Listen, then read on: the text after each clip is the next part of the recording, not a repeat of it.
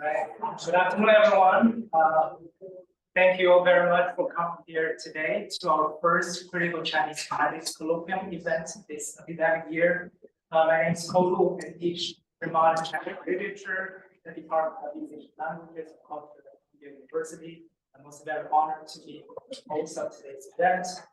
Before we start, I would first like to express our gratefulness for our donor, the company and the Inanimate Fund, for making this series possible. And for today's event, I would like to thank our co-sponsors, the Weatherhead Institute, the Institute for Comparative Literature and Society, Center for Comparative Media, and Society of Fellowship Center for the Humanities, and last but not least, my own department, the Department of English Languages, Cultures. I would also like to thank profusely Peter Chen, our graduate assistant, for helping with all the logistics, the publicity, and very frequent technology aspects of the hybrid event. And it is my great pleasure to introduce our speaker today, Dr. Casey Schoenberger. Dr. Schoenberger received his PhD in Chinese literature from Yale University in 2013. He's currently a lecturer in the Department of Transnational Asian Studies at Rice University. His research focuses on poetry and performance arts in East Asian tradition, but his approach is truly interdisciplinary, borrowing insights from digital humanities, from musicality, from linguistics, from literary studies, and from cognitive science, and really to shed light on the very complicated relationship between performance arts and text, and really pushing the boundary of humanity and science. Having here in my hand Dr. Schoenberger's recently published book, Music, Minds, Language in Chinese Poetry and Performance, published by Oxford University Press summer this year.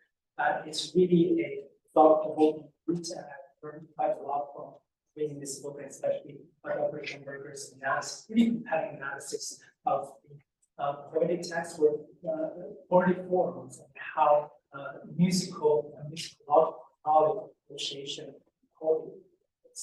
is poetic forms. So I myself I'm very interested in the relationship between poetry and music, and I've always struggled with the question of how to capture the ephemeral and really intangible sound aspect of poetry. A lot of poetic texts we have today are silent, but Dr. Schoenberger's books really give a very compelling methodological intervention and really restore some of the oral, the sound aspects of those poetic texts, and really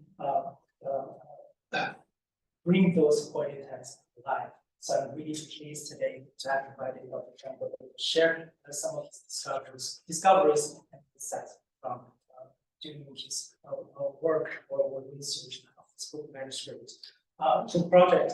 Before I turn to Dr. Schoenberger, I would just like to give a heads up of our upcoming events in this series. October 10th, 6:10 p.m., the CCH will hold a panel titled Chinese Colonialism, Capital Accumulation, and the Belt Road Initiative.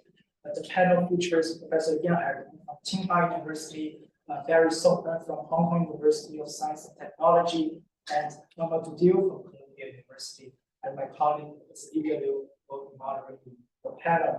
And on November 14th, we have invited Professor Emily Wilcox from William & Mary to give a lecture titled Rethinking the Circus of Folklore Culture, International Dance Exchanges in Mao Era China. Please mark them on your calendar, and I have sent the invitation soon. And finally, I just would like to say a few words about how we use the 90 minutes today.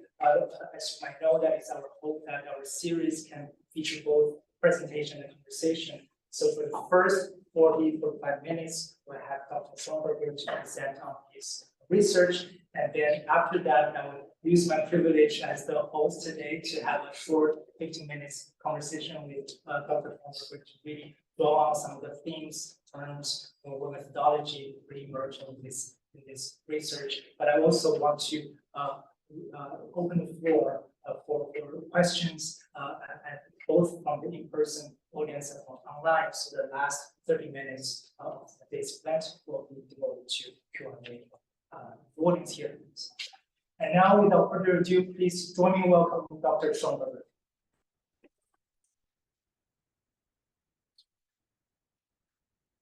Thanks so much for that very kind introduction. So thanks first and foremost to Professor Koh for inviting me and helping to organize everything. To Peter for himself as well, and everyone for being here. I really appreciate it. Yeah, this is a brief overview to some of the topics I cover in the book. Ask me if you want to buy it. I have a 30% off. It's the presentation I'm going to structure as a series of rhetorical questions. So you don't necessarily have to answer them. You can shout out something if you think of it, but it's basically they're meant to suggest that a lot of areas we might think of in more binary terms can actually be thought of as spectra, or as depending on which part of the cycle of creativity you're looking at. So the first question is this talking or singing? And so then here's the example. Go back.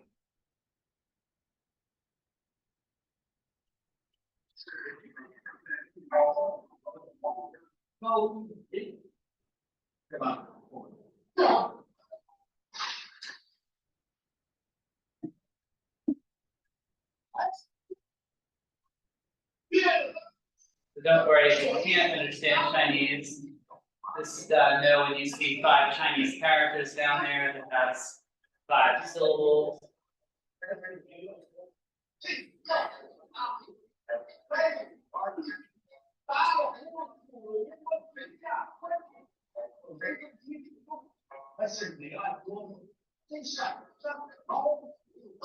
So, the question is this singing or talking? And I feel like the answer is, it's kind of a little bit like talking, kind of like singing. It has some qualities we associate with talking, like not adhering to fixed pitch standards. It has some qualities we associate with singing, like having a fixed rhythm, or using certain prosodic tendencies. And so, one way of thinking about the relationship between music and language has been proposed by neuroscientist Stefan Kolsch, and he writes that music refers to structured sounds that are produced by humans as a means of social interaction, expression, diversion, or evocation of emotion, with language in addition affording the property of propositional semantics. In other words, language is a subset of music.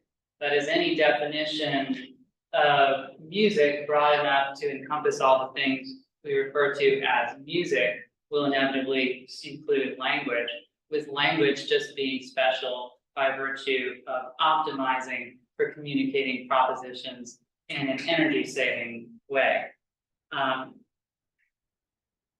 So the ancient Chinese have also thought about the question of what makes singing for a long time, about as long as they've thought about art or artistic criticism. This section from the Book of Rites says, in singing, one rises precipitously, drops like in free fall, twists and turns like a branch, stops dead as a dried up tree. Thus, singing words means lengthening words. When you have something to say, you speak. When words are not enough, you elongate them.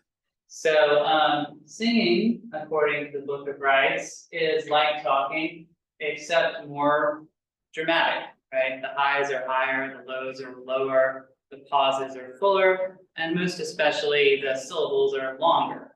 Right? So the syllables last longer in time, and as we'll see, of course, there's a famous notion that, that singing makes words last long, which is later interpreted to also mean make them last long in history, right? In time and space, as well as literally. So the next question is this poetry? So Guimao divination, today's rain. Will rain come from the west? Will rain come from the east? Will rain come from the north? And so on.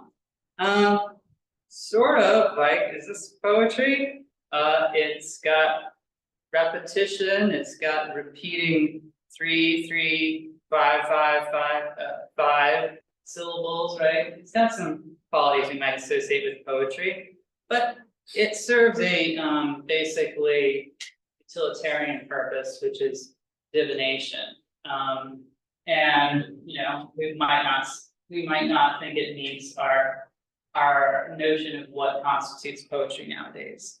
But then another example is this poetry, right?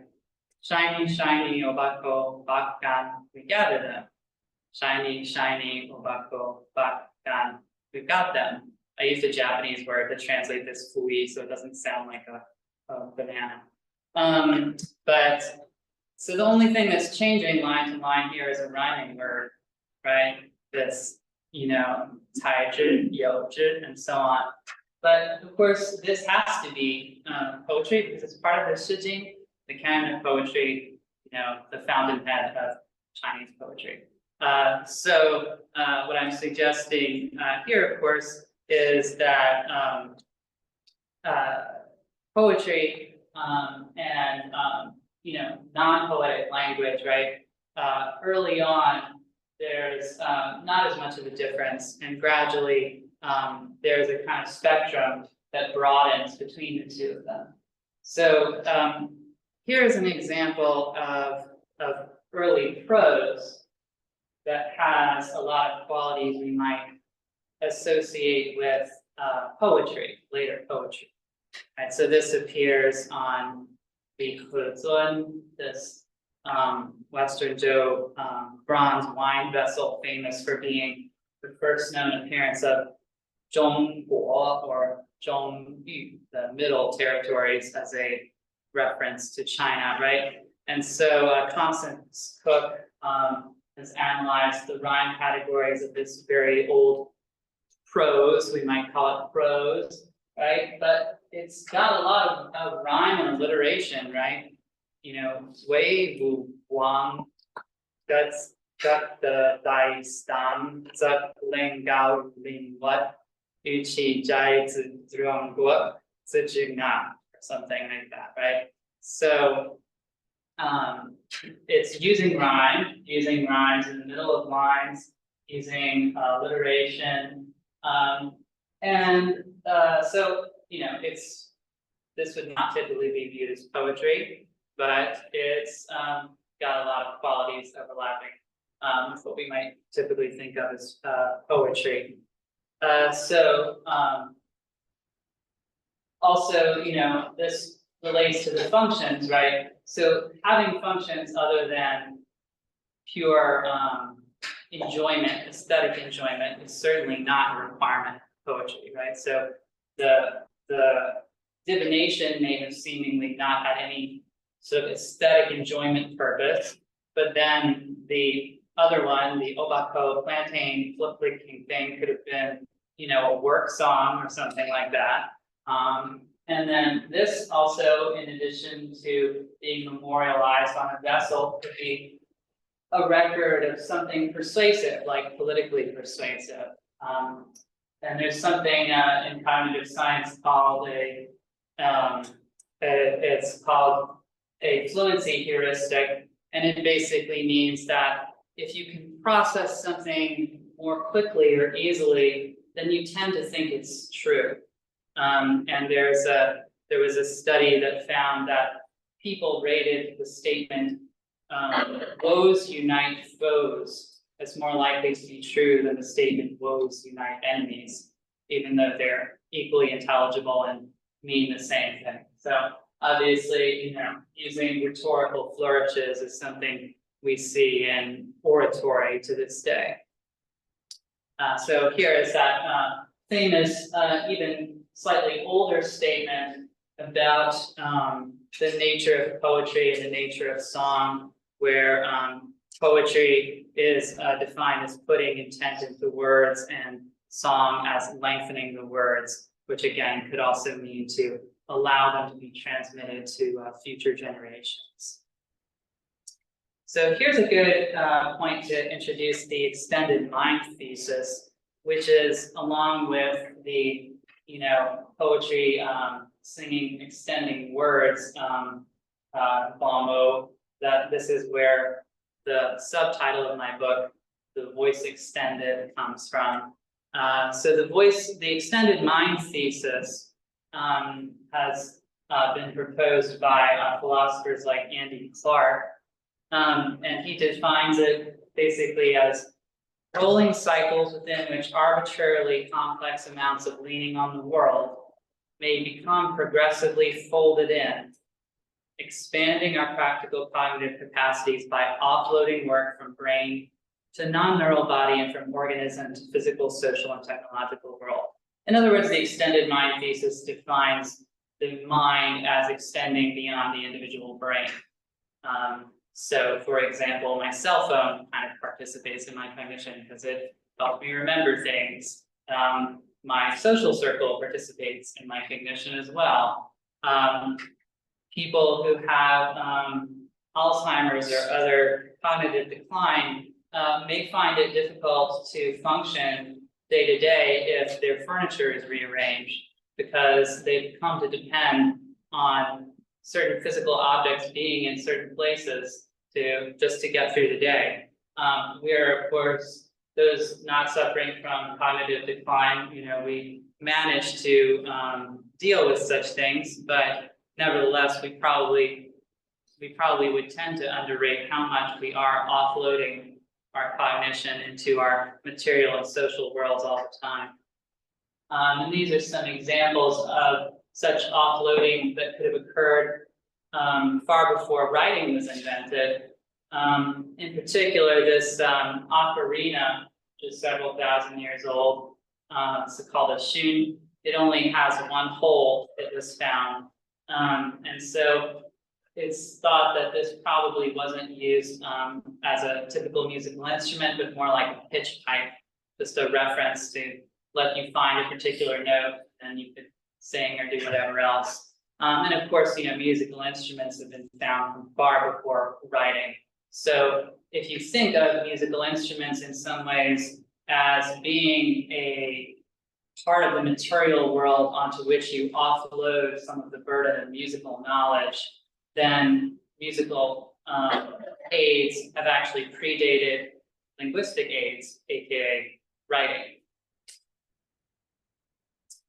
So this is kind of a big picture idea of what I'm proposing or arguing in the book related to these rolling cycles of innovation, of offloading innovation onto the material and social world, of then further innovation. And I think it's my contention that typically, both historically and nowadays, we tend to look more at 2 out of 4 parts of this ongoing cycle. The 2 that we tend to see more attention paid to are innovations of performers, which would include, say, folk songs, say, workers inventing work songs to help them while they pick some plants, and then literate elites recording them and imitating their style, as we see again and again throughout Chinese poetic history with other forms like the music bureau poems, for example.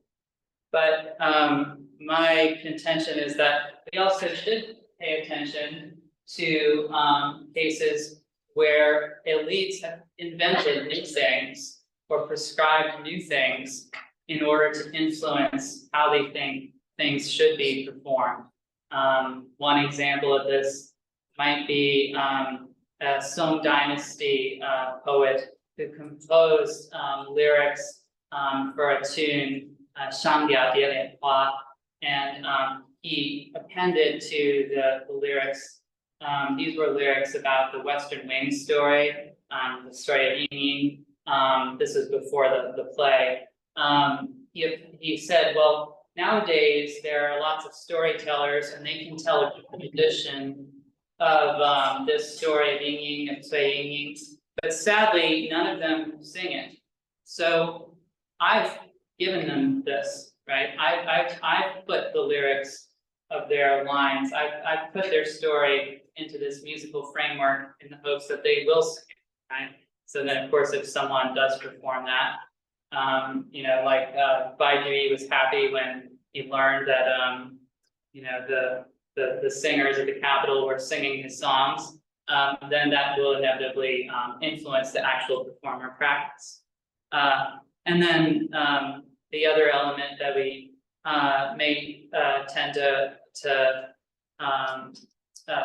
overlook is the performer's adaptations, right? The performer's adaptations to, for example, the demands of, say, a playwright who writes lyrics that are unconventional, and then say that play becomes a hit, even though the playwright hasn't stuck to the conventions of writing for that genre. Then the performers figure out a way to perform it anyway, right? And then, of course, their performance has also been changed. Okay, so to sort of go back to the earlier parts of the process of offloading musical knowledge into writing, predating the earliest musical notations, we have characters like Xi. I've written it here as Hai based on a reconstructed pronunciation. It's used interchangeably in a recently discovered Laozi with a symbol for ah. So it's probably a kind of exclamation. I've used the term yodeling, which is you know, basically nonsense syllables that serve to extend or fill in musical space. So we can see that here in the top, we've got something from the canon of poetry where we have these nonsense syllables appearing here. This chi in the second part is also a nonsense syllable here. It's not grammatical. So find hot O and coarse O, right? Cold O against the wind or something, right? It's something to fill in some extra space. But then you see down here, so this is from the 9 songs from the lyrics of Chu. And so this is hundreds of years later, right? And the lyrics of Chu, of course, is well known for using this nonsense syllable xi and a few others conventionally in a much more regular way than in the canon of poetry. And so at this point, this is hundreds of years after literary elites have been reciting and knowing and learning these poems, right? So this xi thing is not be considered, you know, a pure performer innovation at this point, right? It's been around for a long time. Performers, you know, might have even learned about it from educated elites, but it could also have been a performer innovation to use it in every line this way. For example, perhaps to balance out the conventional use of 3-syllable feet. So one of the other innovations of the lyrics of Chu is that many of the poetic lines begin with 3-syllable feet. Not all, so you can also have the minimal line is like this, that's like the minimal line. But the more common line is like this, this is more common. So using this 3-syllable foot, you balance it out with this she, and then somebody else writes it down, right? But the thing they're writing down is not necessarily completely new. And then we can see again another example of how things may have developed historically. The top being from one of the later works in the lyrics of Chu collection, basically a 1st century BC part by Wang Bao.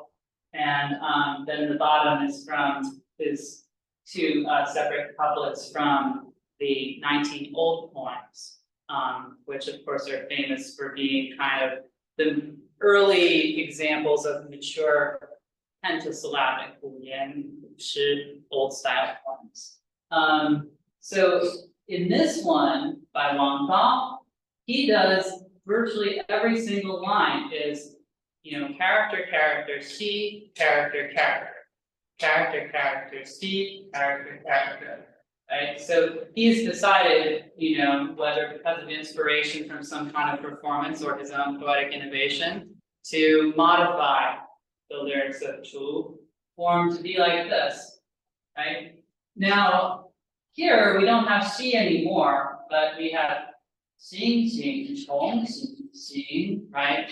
And so this is a theory that about how the pentasyllabic line developed from the earlier tetrasyllabic, that is 4-syllable standard, and that is by replacement, right? So there's always tension between different competing demands, right? Poets want to fill their lines with as much information as possible, as much aesthetic beauty as they can cram into their lines. So for them, the Xi is kind of like, do I really have to waste this space on a Xi? And I can stick something in there, right? Sort of like if you had, something to the tune of fa la la, and deck the halls or whatever, and then if you replace the nonsense syllables with, full syllables, with lexical syllables, then that would be a similar operation. And we see that, for example, when we get into the early medieval period, even in the work of, say Cao Cao's work in the tetrasyllabic genre. So like he has like the Duangexian, the short line ballads, which quote heavily from the canon of poetry, but his 4-syllable lines are much denser than the canon of poetry lines. They have a lot more shizi, right? A lot more content words. This is something Liu also comments on. So by this time, people are, paper has been invented for one thing, right? So, technological innovations are allowing things where, memory doesn't have to be relied on so heavily. So you don't have to rely on the technology's orality that allowed you to, that made, for example, the canon of poetry so seemingly repetitive. And then, of course, the arts of painting and calligraphy are becoming popular along with the invention of paper. So then, you might get a poem by Xie Lingyun that doesn't really feel like it would make very good song lyrics, but it would be very beautiful on a landscape painting as well. So moving ahead to some other examples of leaning on the world.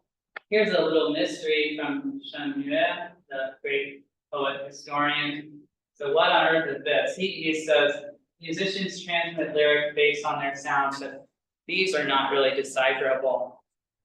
It seems like a mixture of real words and can't figure it out.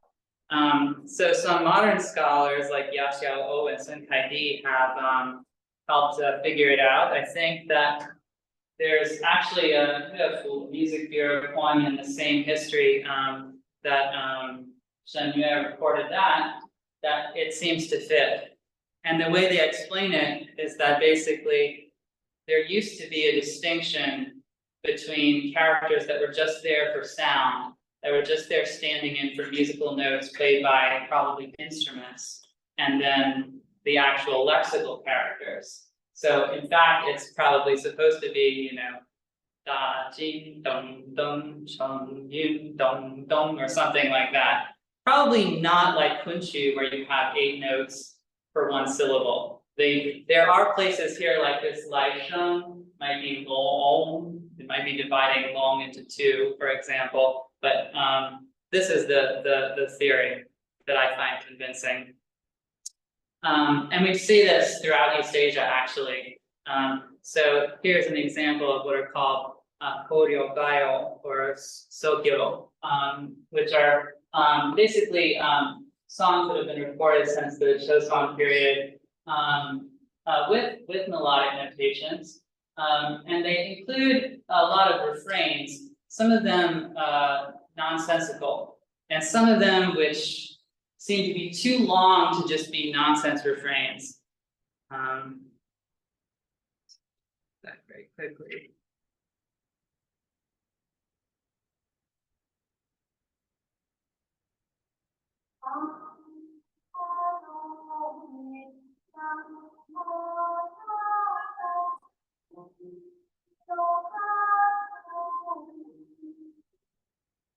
Because I'm using up a lot of, in the interest of time, I won't watch all of that, but you can see in this translation by Peter Lee that parts of it, like this red part, there's lexical refrains, I too will go to the bed, and then there's also this we, karora, and so on. And what is the theory is that again, this was once instrumental music that has been written down and then in some cases mistaken for lexical words. So this happens in Japan also.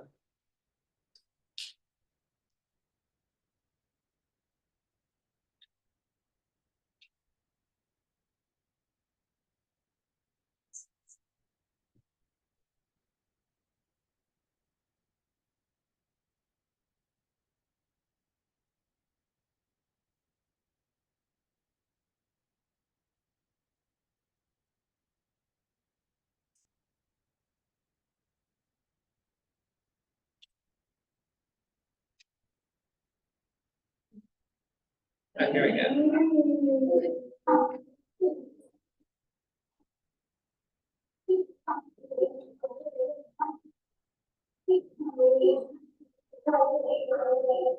So this is not Japanese. To, harari, harara, hira. This is sometimes described as a darani, but that's probably mistaken. It's not Sanskrit either. It's recited in this most sacred of Noel performances, usually performed around the New Year. But scholars like Noel Pennington suggest that it's the same thing, that again, it was probably instrumental music that's been written down and then mistaken for lexical words. So this just kind of shows the tight relationship early on too between using words to encode musical information, and that originally also there was a strong relationship between one character, one syllable, one unit of rhythmic time, one musical note. And later, when we have notations, we can have kunchu where one character has 9 notes or something. And there are examples of this in India. I won't show that for the sake of time, of having syllables that the drummers recite to practice their drum patterns. And there's examples of this from Japan where it's known exactly what it is, which is in Gagaku, for example, they can sing their songs in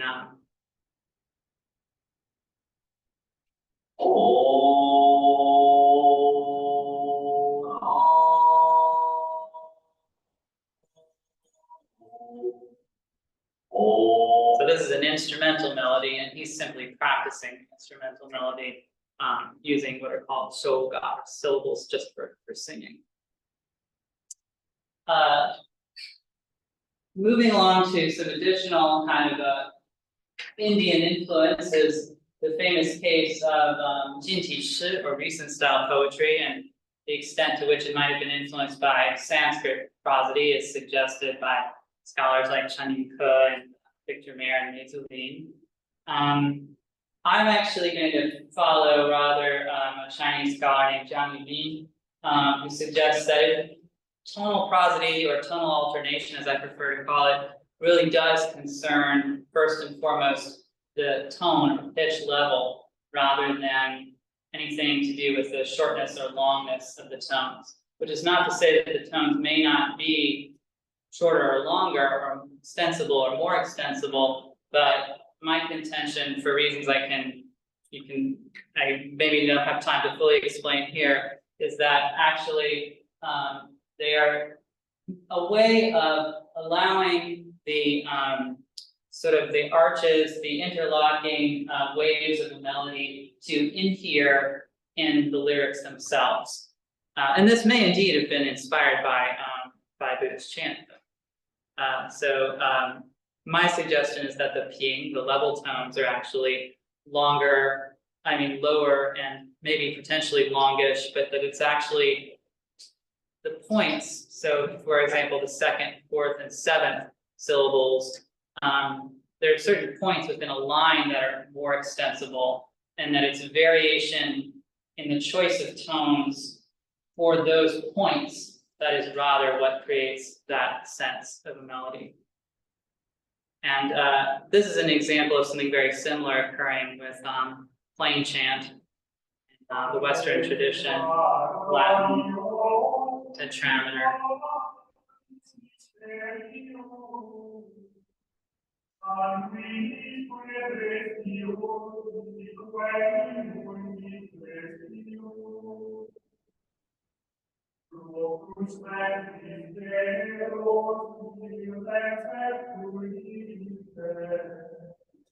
So there's a tendency to move up and then move down, to move up and then move down.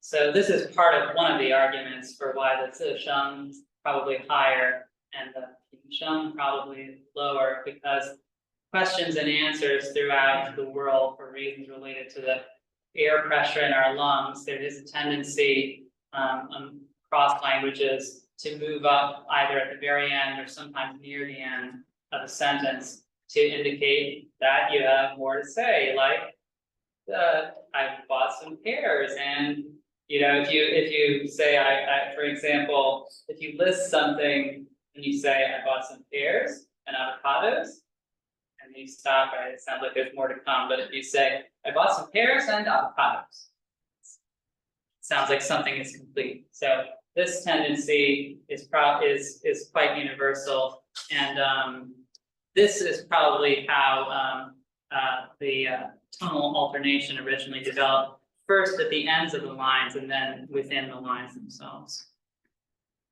So then this relates to a question, which is what's the origin of ci or songci or tangguanju, so-called song lyrics? Like where did these melodies come from, and why are they different? And in particular, why are the lines different lengths? So they're called tangguanju, right? Short and long lines. And right, so this poem, for example, would seemingly be 7, 5, 9, and then so it should be 7, 5, 7, 9, right? That would be the line lengths, just based on the meaning, right? But there's a good argument by Liu Yaoming, I think, about that basically this is enjambment. Enjambment means, in Chinese, huahang, means the poetic line, the grammar, the grammatical sentence is not corresponding with the music, right? So an example of enjambment in Western music would be, it's your ad blocker. Ad blocker is a problem? Because it's freezing on the 30-second ad. Sometimes ad block and U-block origin don't work well together. So you have both. Never did this before.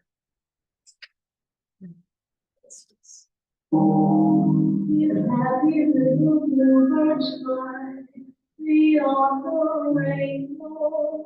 So if happy little bluebirds fly, right? That was one line of melody, and then beyond the rainbow is part of the same sentence, but it begins a new melodic phrase. So this is an example of enjambment. Now we can contrast that with melodic asymmetry. So here's an example of melodic asymmetry.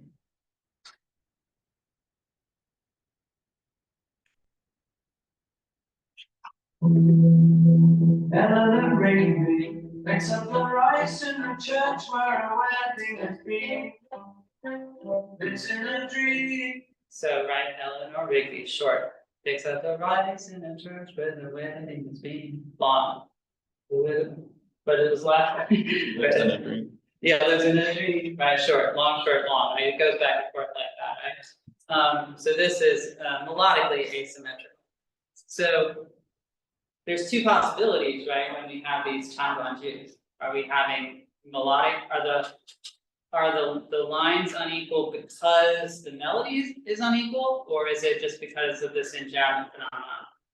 My suspicion is that it started out as the enjambment phenomenon, and then it became unequal lines and corresponding with unequal musical phrases. As we can see in some of the earliest notations of, for example, 宋词 by like Jiang Fei. So.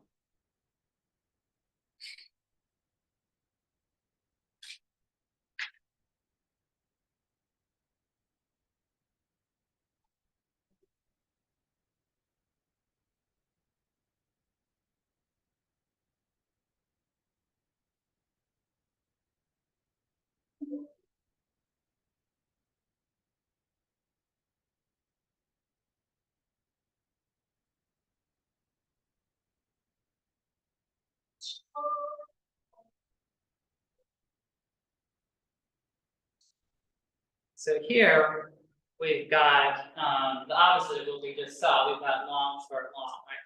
桃花不遇啼香人，郎淋淋，有空春访归去，绿成荫. Right? So long, short, long. So one way this could have happened, right, is that imagine someone like the author of that first enjambment on the youth.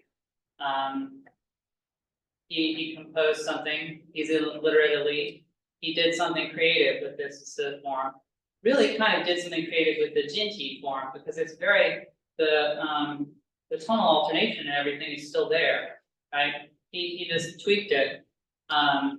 So he did something creative with that existing poetic form, and that could have created a musical change, right? And then you've got this sipai, right? People record this sipai because it becomes famous, a template for tianci, and now we're getting a little more specific, right? We're not just writing a poem for something general like Jinti Shi, we're writing for, you know, Yumeiren, the more specific name, right? And this is something to do with, you know, getting more specific in terms of how we're defining what a melody is. But then imagine the melody for Yumeiren is forgotten, right? And all you know is, you know, 7/5, 7/9 or whatever, right? Then you might fill in lyrics for that. Then a performer might create, you know, asymmetric melodies, asymmetric melodic phrasing for that. So this relates to this issue of how broadly or narrowly we should define a piece of music. Yeah, this is kind of a joke, but.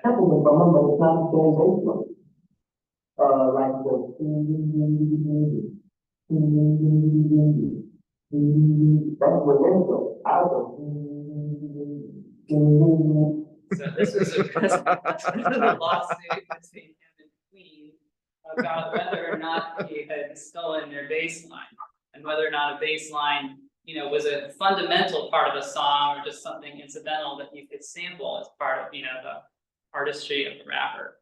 And I think he lost. So, you know, most people would say, you know, that's still the same bass line, maybe not the same piece of music. And then, you know, there's also a question of how different it could be, right? So I'm not sure if you'll recognize this.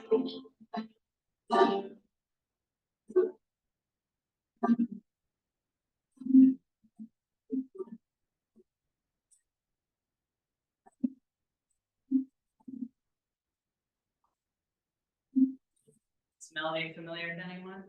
Oh, it is? No? Oh. Well, I don't expect it to be. I mean, maybe unless you're a musical expert. But this one probably is. Yeah, right? Green sleeves. So the point is, now green sleeves, and then you've probably also heard what child is this, right? So what child is this is recognizably pretty much exactly the same melody as green sleeves, right? But green sleeves is actually a result of the same melodic formula called passamezzo antico and romanesca that we just heard there, which became popular throughout Europe. And green sleeves was one realization of that melodic formula, which was conceived a bit more generally. And then, you know, over time, that particular rendition of that formula, romanesca, became so popular that people wrote new lyrics for it more narrowly defined.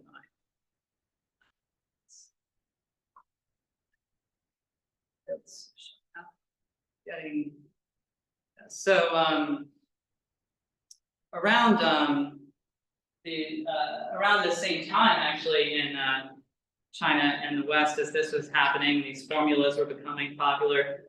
Treatises and arguments were happening, both in the West and in China, about the nature of music, the nature of songs, how free people should feel to innovate with existing forms. This is something sometimes called the Tangchen debate between Tang Xianzu and another between Shenji.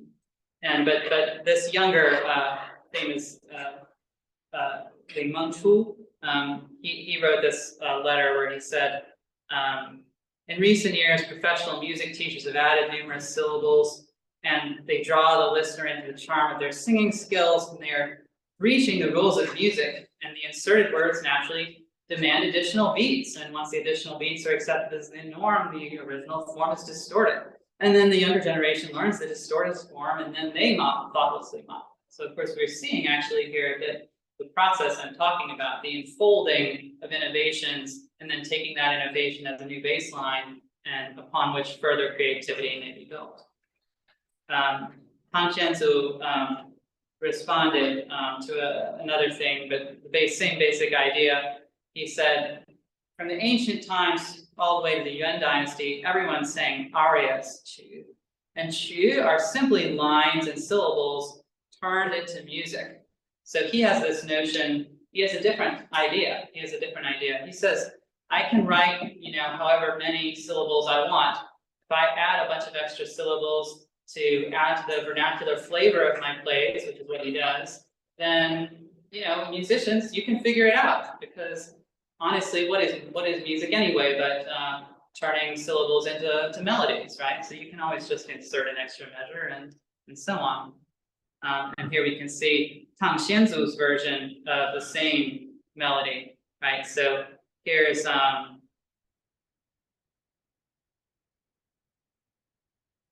a more standard version of it, one without all the padding characters, the chenzi.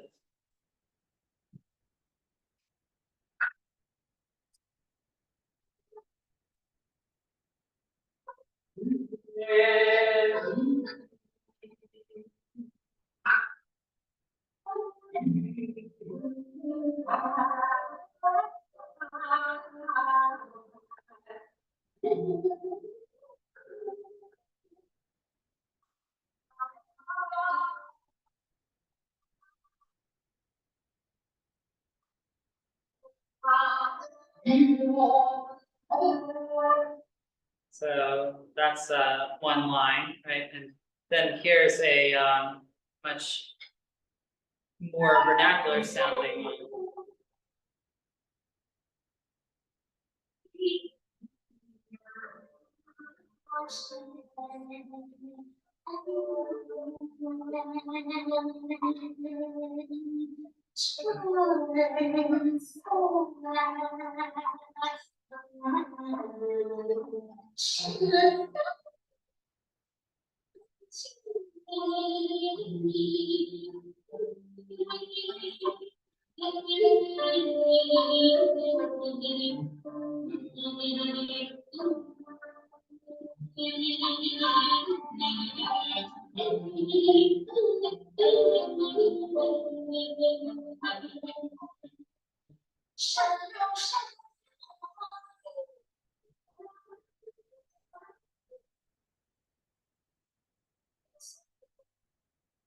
I think you can probably hear that's the same melody, right? But this is what I think Tang Xian's debate is really about, is Tang Xianzu's desire to have a lot of vernacular flavor, naturalness, as we'll discuss perhaps by adding all of these chenzi. Getting almost out of time, almost to the end, almost done. So this is the rhetorical question is, where do these people sound like they're from? So it's from Philadelphia story.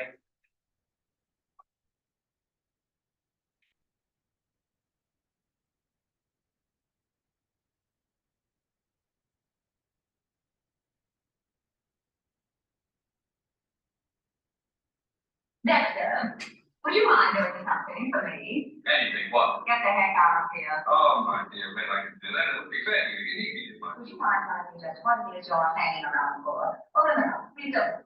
So Katharine Hepburn's actually from Connecticut, and Cary Grant's actually from Bristol, UK. They seem to have a pretty similar accent, kind of American, but it's kind of hard to figure out where exactly they're from. So this is a phenomenon called the transatlantic accent, which seems to be the result of a bunch of different people meeting in Hollywood around the early 20th century and kind of coming to a consensus about what is the correct pronunciation for radio broadcast and so on. I want to avoid calling it either artificial or organic because I don't want to think of language that way. I want to instead say that language is always subject to different pressures, right? The most basic one may be being understood by your grandma, but another might be, being understood on the radio. Another one might be being understood throughout the country and not just in the area of the Wu dialect speakers, for example, which is why, for example, Beihunqu doesn't use Hunshanhua or Suzhou dialect, but it uses a version of Mandarin.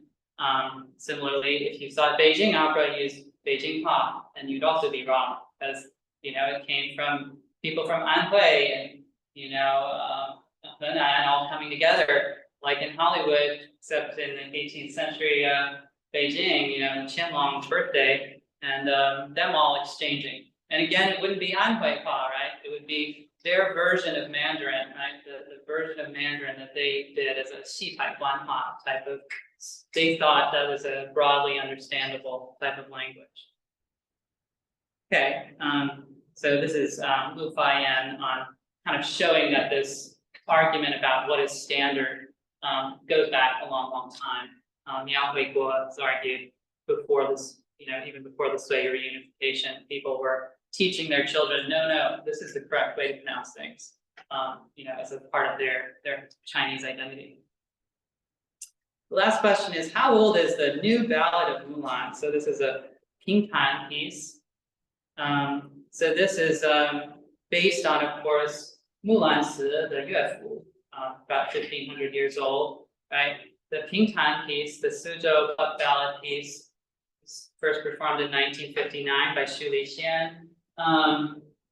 But it's actually very hard to answer the question, right? Because it's this old story. Not only is it an old story, it uses phrases from the old poem.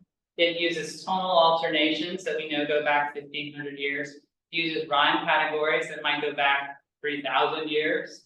And then, of course, this theme, right, of a young woman going to instead of her father to fight changes depending on the time and place as well. This is to suggest that there's no simple answer to the question like, how old is this? Is this traditional? Is this modern? Is this only 65 years old or is this 1,500 years old? Because it's actually a product of so many of these processes of offloading innovation and reporting, and then building on those existing innovations. So since I've been focused on questions, in lieu of conclusions, I also put up some other questions, right? The old questions are not meant to be like, it's not meant to say that these questions are misguided or bad questions, but rather that they may tend to lead us to oversimplification. The old questions might be something like, did so-and-so know the music, or did he just fill it in mechanistically, right? Did, was the music of Han Yuefu still around, when, Cao Cao was writing Lan Zexin? Did the music of, Li Yanyan, earlier Yuefu, like, was that still around, right? Or, when exactly was the Songsi lost, right? When did that happen? But in fact, what we see is that Songsi gets kind of enfolded into Hunshu, for example. And so it's not gone.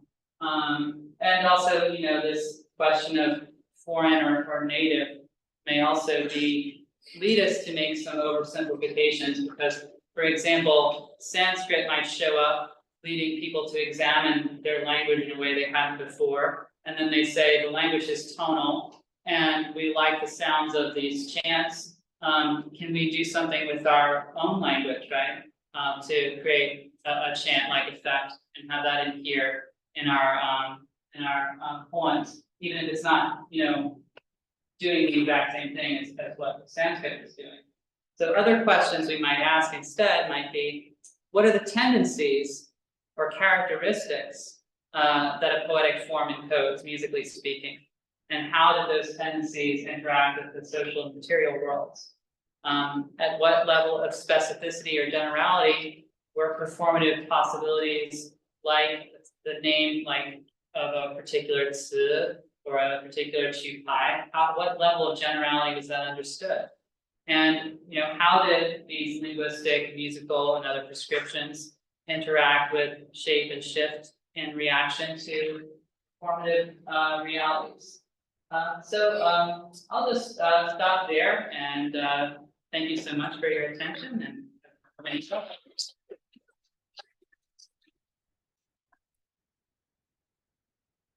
Quick plug. We want a huge digitization of 九宫大唱, a massive collection of chu. Then I created this thing that you can browse and do a lot of stuff with that I don't have time to explain right now, but it's available for you.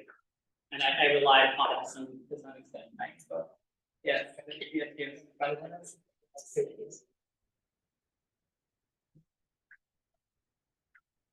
Thank you very much. It was very thoughtful to talk, and I had a chance of reading a book, so I know that it's just lots that's in the book that is based on the kind of transformation of the body towards the kind of musical possibility that embodied in this for the genres, and from in the top we see from very ancient times the organ-forms all the way to 1960s, 1950s of the Mulan lyric.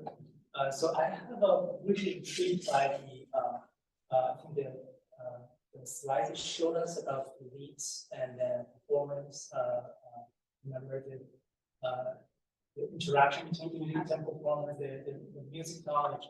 So perhaps I'd just like to start from the case of Schoenberger, which I think is very interesting, and also it's the Southern dynasties. It showed us that in this Sun Tzu, the monograph on music, that there's some parts where Schoenberger perhaps copied from the documents that he had, actually had no idea what these characters meant, and perhaps they would just use, or the performers use those characters to represent music, but Schoenberger as a elite or as a courtier that perhaps didn't know what that means. But also at the same time, mentioned in the book that Schoenberger was also the person who really tried to write poetry as music, right? Possibly, and then we had this discussion about the tonal alteration.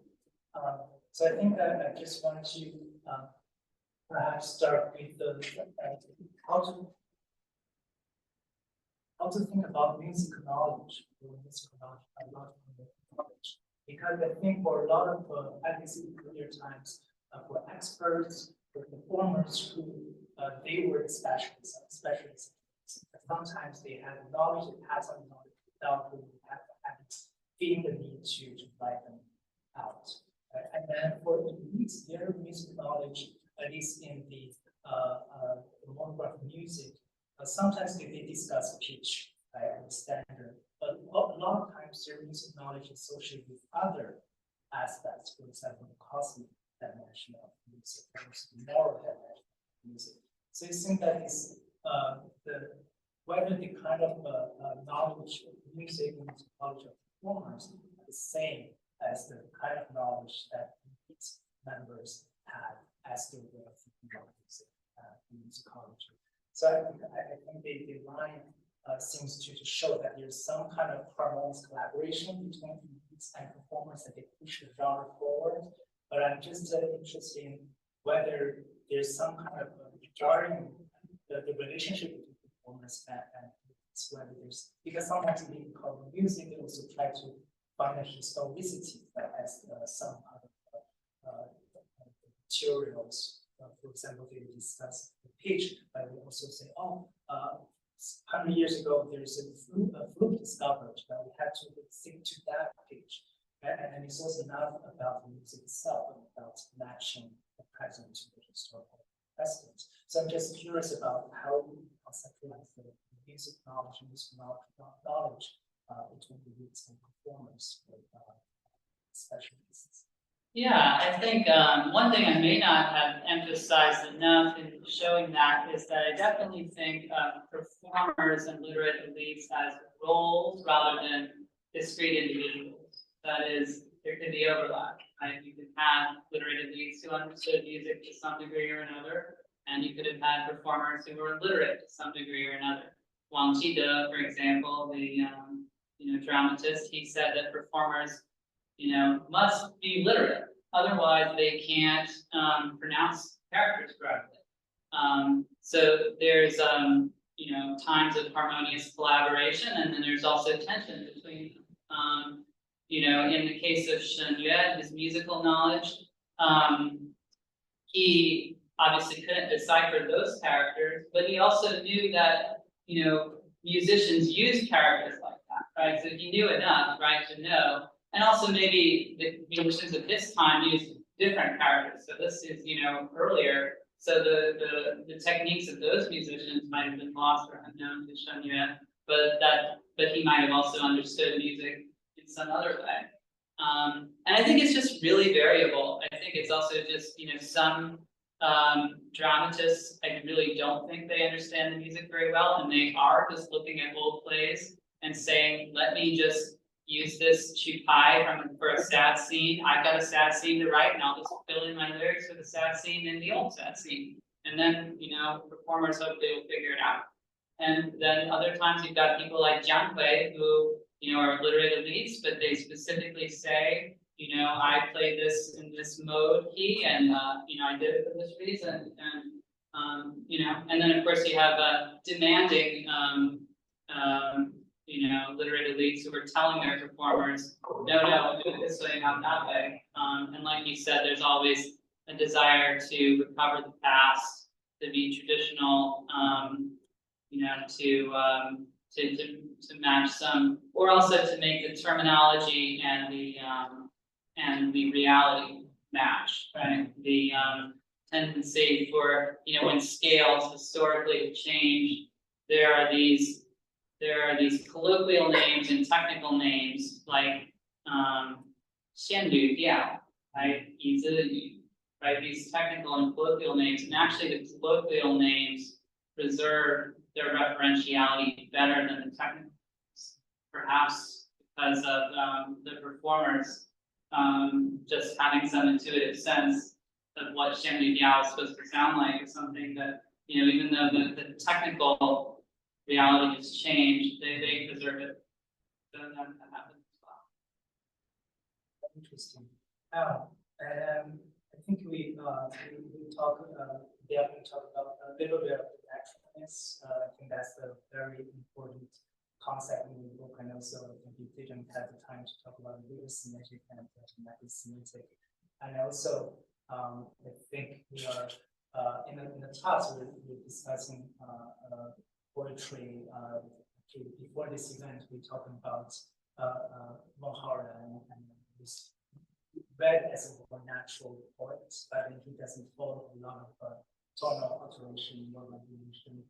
So I think you didn't show us this very fascinating kind of mapping of song poem and speech-like. I do have that here. Yeah, and also kind of using this to map all different performance genres. Yeah.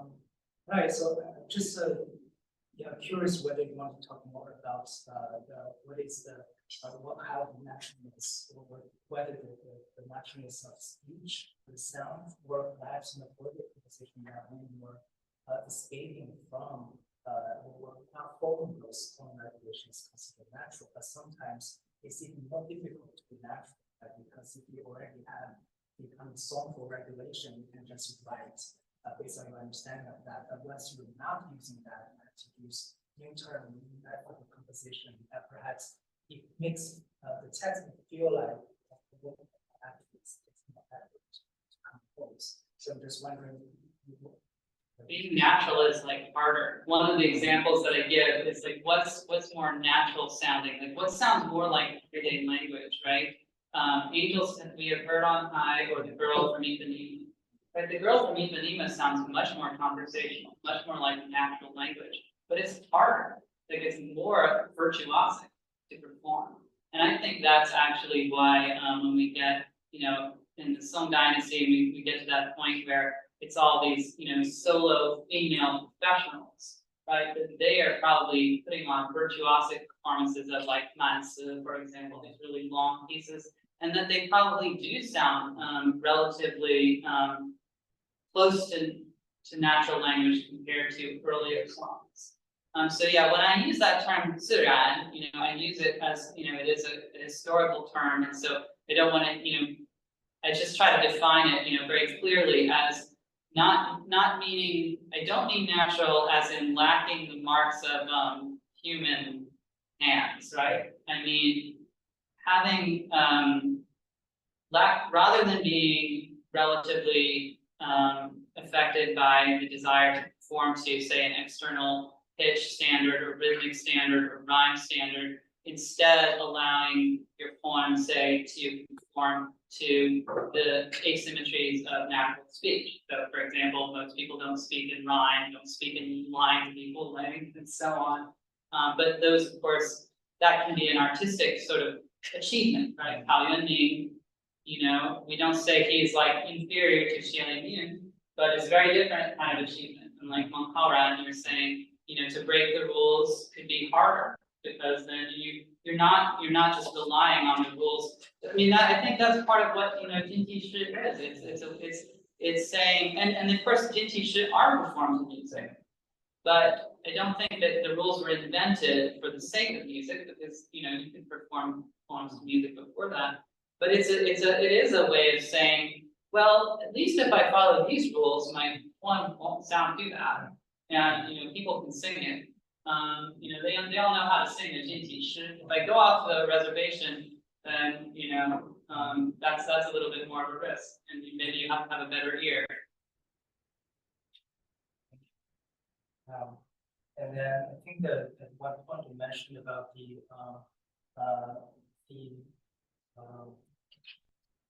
the speech-like performance. And perhaps there's another map where we show the different genres. Yeah, so one of my contentions is that the spectrum is widening over time. Like I said at the beginning, that the difference between poetry and prose is not so large at the beginning. And the distance between songful and more speech-like performance, I think, is also not as big at the beginning. And then gradually, as you're able to rely more and more on external aids, most especially musical notations, but also instruments and so on, that allows greater division, right? So where you have, in Beijing opera or Cantonese opera, you have, really show-stopping arias that are extremely florid and melismatic, and you also have very, almost rap-like, kind of like the Haiban thing we just saw. And of course, you have the dialogue, which is also stylized, but also closer to speech still. And you have Xiang Sheng and all this. So I'm wondering about the speech-like art and daily speech, and also the written representation of speech-like arts, right? Because I think there are differences. That if I read a transcript of something today, that we can call this as a kind, it's really like resemble the daily speech. But I think earlier times, at a certain point, when you don't follow the formal rules and you write this more like a zilai or against the rule poetry, but it doesn't necessarily mean that it's more speech. where there's the gap in speech-like performance and the written representation of speech. So, well, I will say that I think that Jinti is more songful, like a general rule, than old. That it actually, so that part of what I'm saying about like we also, right, around the same time Jinti, the recent style is developing, we're also getting Genti, right? We're getting even prose that's also more literary, more stylized. But of course, this is also at the same time, by pause drafting. So the techniques of imitating daily speech and the techniques of, trying to make music and hear in your lyrics are developing simultaneously. Thank you.